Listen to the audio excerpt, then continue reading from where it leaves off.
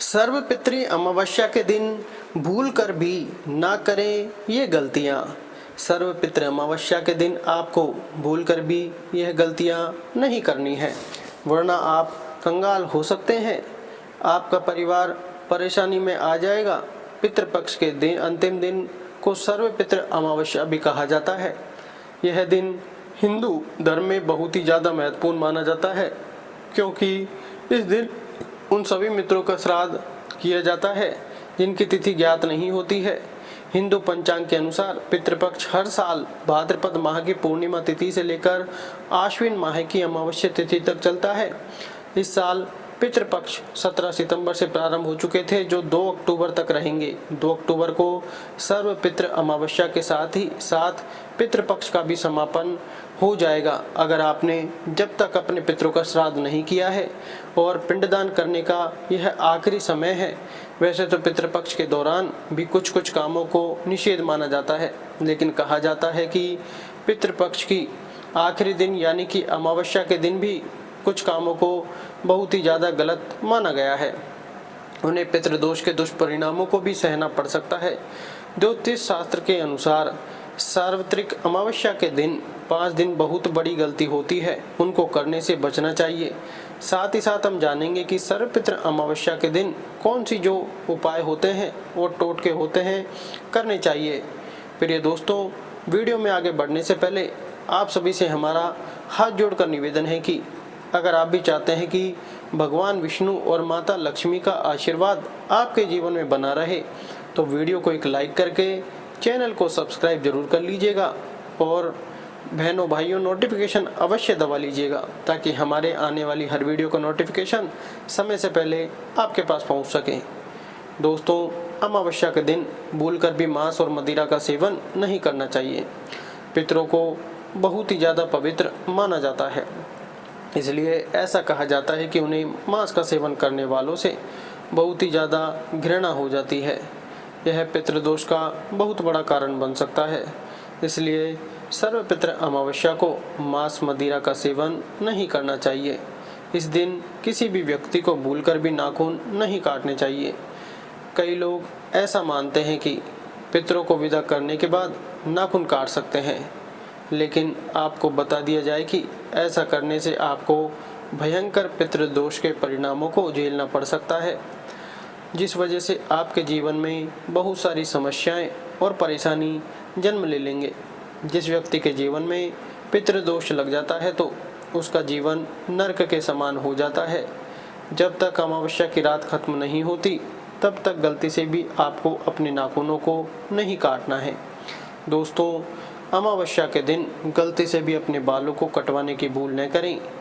किसी की मृत्यु पर बालों को त्याग किया जाता है, लेकिन श्राद्ध यानी पितृपक्ष के दौरान बाल कटवाना बहुत ही ज़्यादा अशुभ होता है और कहा जाता है कि पितृपक्ष के दौरान जो लोग अमावस्या को पितृपक्ष के अंतिम दिन बाल मना करने के बाद भी कटवा लेते हैं, तो उन्हें भविष्य में इसकी भारी नुकसान को चेतना पड़ता है।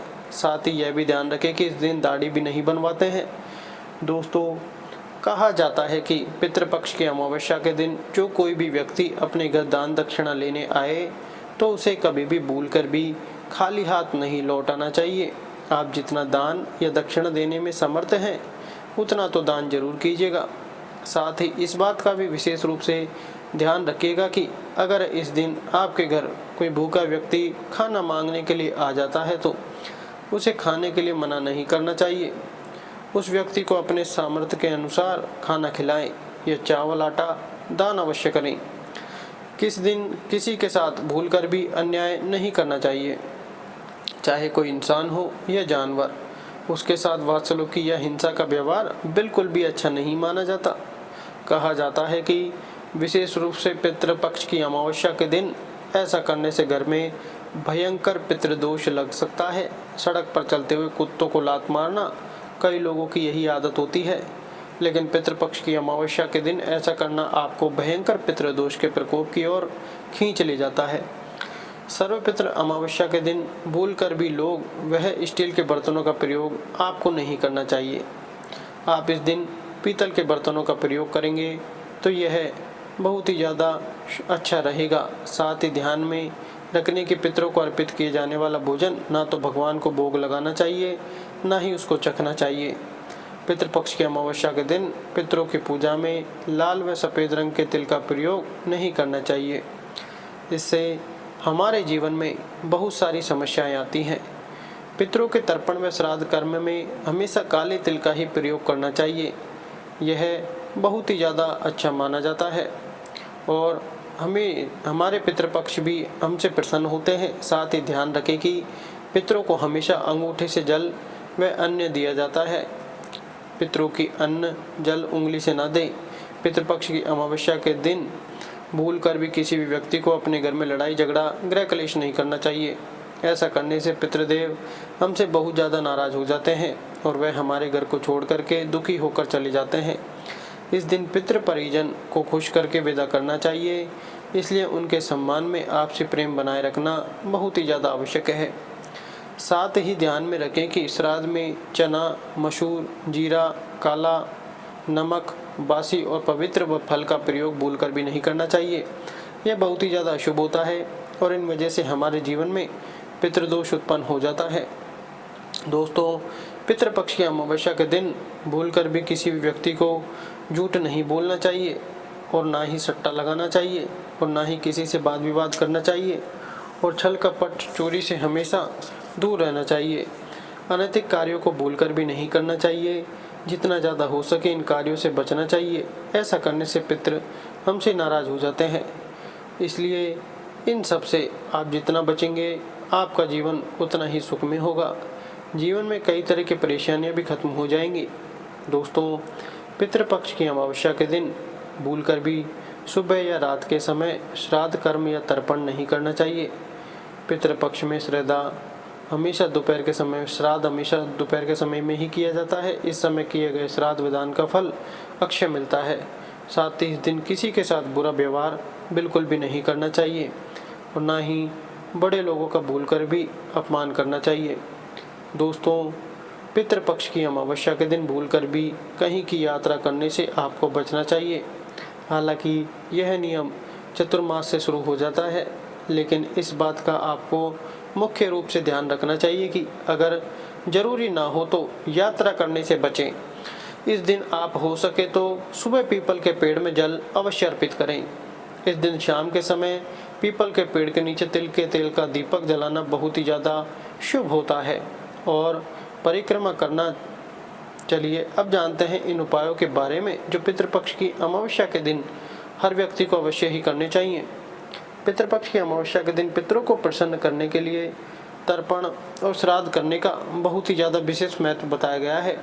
साथ ही इस दिन पितरों के नाम का दान भी अवश्य करना चाहिए। इस दिन गाय, कुत्ते, बिल्ली और कौवा और चींटियों को भी भोजन अवश्य खिलाना चाहिए। ऐसा करने से पितृदेव हमसे बहुत ही ज़्यादा प्रसन्न होते हैं और सभी कार्य हमारे निर्विघ्न संपन्न होते हैं। दोस्तों, पितृपक्ष की अमावस्या के दिन शाम के समय घर के दक्षिण दिशा में एक दीपक हर व्यक्ति को निश्चित रूप से जलाना चाहिए। इसके बाद घर के मेन गेट के दोनों ओर एक दीपक जरूर रखना चाहिए। दीपक जलाकर पितरों से जाने अनजाने में की गई गलती के लिए माफ़ी भी मांगनी चाहिए। साथ ही एक धोने में भोजन की कुछ चीज़ रखकर गेट के पास रख दें। सर्व पितृ अमावस्या की शाम को ही सभी पितृगण अपने गंतव्य की ओर वापस लौट जाते हैं। ऐसा करने से पितरों का आशीर्वाद सदैव हमारे जीवन में बना रहता है और कभी किसी चीज़ की कमी हमको नहीं होती है। सर्व पितृ अमावस्या के दिन श्राद्ध कर्म करने के लिए बनाए गए भोजन से पंचभूत, देव, चींटियाँ उनके लिए भोजन का कुछ आंसर अवश्य ही निकालना चाहिए। इसके बाद शाम के समय दक्षिण विमुख होकर पितरों को अर्पण करना चाहिए। ऐसा करने से पितृदेव हमसे बहुत ज़्यादा खुश होते हैं और हमारे जीवन में मंगल होने की कामना करते हैं और हमें आशीर्वाद देते हैं। शास्त्रों के अनुसार कहा जाता है कि पितरों के प्रसन्न होने पर ही देवता गण हमसे अत्यंत प्रसन्न होते हैं और हमारे पितृ हमसे नाराज हैं तो समस्त देवी देवता भी हमसे नाराज हो जाते हैं।